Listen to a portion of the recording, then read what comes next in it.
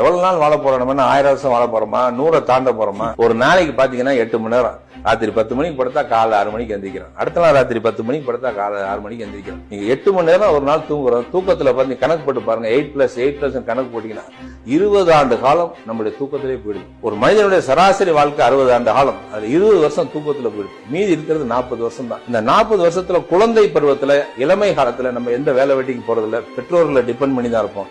அதுல 10 வருஷம் போயிடுது.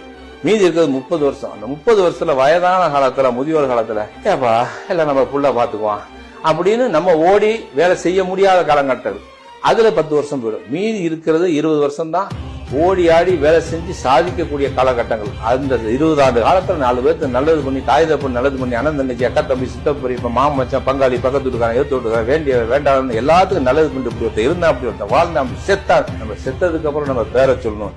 அந்த மாதிரி ஏதாவது சாதிச்சுட்டு போனா அடிக்கடி